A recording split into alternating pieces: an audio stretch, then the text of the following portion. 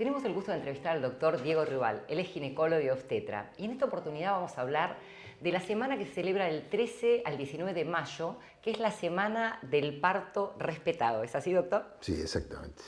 O sea, cuando surgió esta terminología, en realidad primero se hablaba de parto humanizado, que para algunos obstetras era como una especie de afrenta, porque en realidad hablar de que nosotros hacíamos partos que no eran humanizados era como que nosotros perdíamos la cualidad de humano, de seres humanos.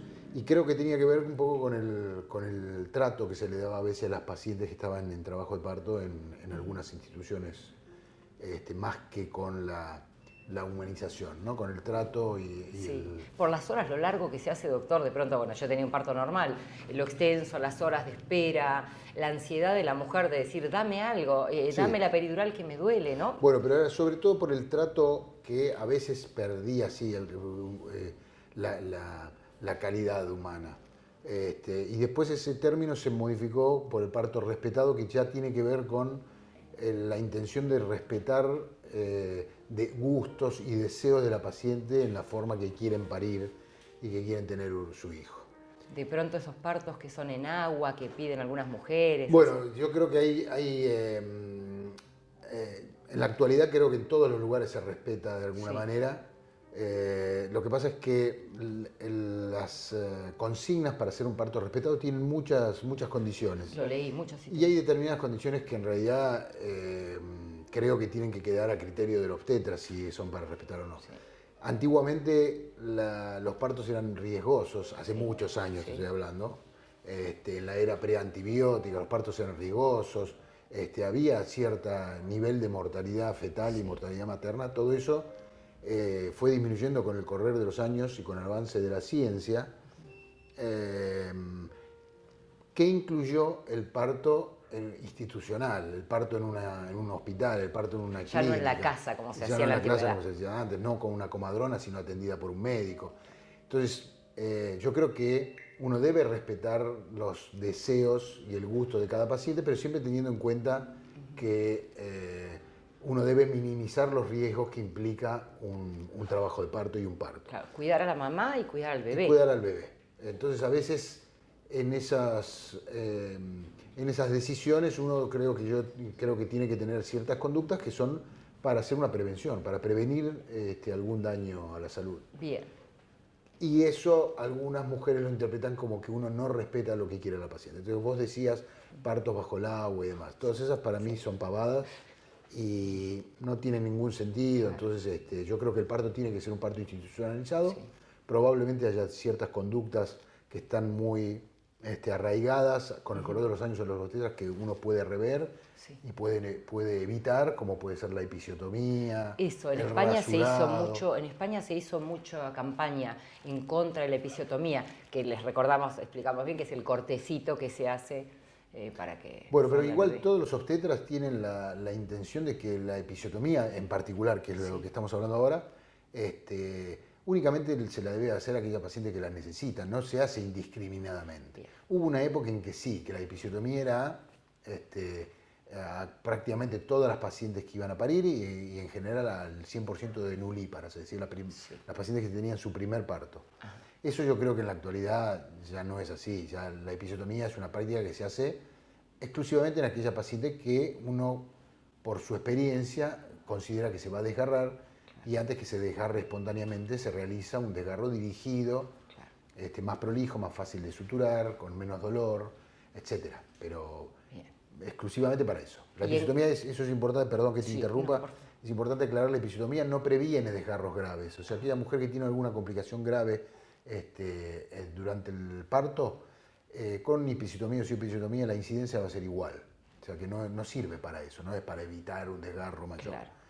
Sino es para hacer simplemente un desgarro dirigido en aquella mujer que sola, por una cuestión natural, se va a desgarrar. Entonces, antes que se desgarre se hace a modo preventivo. Exacto. Y en cuanto, doctor, en cuanto a la peridural, ¿es necesario sí o no? Que hay mujeres que no son partidarias, ¿la decisión es del doctor o es del...? Lo ideal, en mi opinión personal, es que siempre el parto sea lo más natural posible. Y eso es en realidad ser respetado. ¿Ves? Claro. respetar a la naturaleza. La naturaleza va a hacer todo mejor que nosotros, siempre. Entonces, mientras el obstetra no tenga que intervenir, ojalá que uno, como obstetra, nunca tuviera que hacer nada en un parto. Si uno nunca tiene que hacer acompañar, nada. ¿no? Acompañar, exactamente. Acompañar y tratar de mantener el bienestar de esa mujer en esa etapa, en ese momento de su vida que le toca transitar. El mejor. Pero, las que fuimos mamá es el mejor momento de la vida. Bueno, pero siempre como premisa lo ideal es que si el obstetra no tuviera que hacer nada, Sí. quiere decir que todo está bien y que la naturaleza hace su trabajo. El obstetra debería estar exclusivamente para asistir a la paciente en el caso que la naturaleza no evolucione como debería. La epidural en ese caso es porque todas saben que el parto es doloroso y que el parto en las nubláparas o en general de todas las mujeres dura entre 6 y 12 horas y son 12 horas de contracciones intensas con dolor y hay muchas mujeres que no quieren sufrir ese dolor. Entonces la forma de evitarlo es hacer la peridural. La peridural tiene el beneficio de que evita el dolor, al mismo tiempo puede prolongar el trabajo de parto. Puede aumentar el riesgo de que sea necesario utilizar un forceps, utilizar una ventosa extractora. Es decir, tiene sus pros y sus contras. Y el respeto, en ese sentido, es el respeto a algo que uno dialoga con la paciente y decide con la paciente si es que ella quiere una peridural o no quiere una peridural, cuáles son los pros y los contras y que entre los dos definan qué es lo mejor. Claro, lo ideal, el punto sería, lo que yo entiendo, el punto sería una buena charla consensuado en los 9 meses que está la mamá esperando ese bebé con tanta ilusión, esa familia que se va a formar, hablar claramente que a último momento muchas veces las mamás nos asustamos y decimos quiero la peridural, no doy más del dolor. Exactamente. Y respetar al profesional que uno eligió. Exactamente, hay muchas pacientes que con el tema de parto respetado vienen con condiciones a la obstetra. Pero el momento del parto se asusta.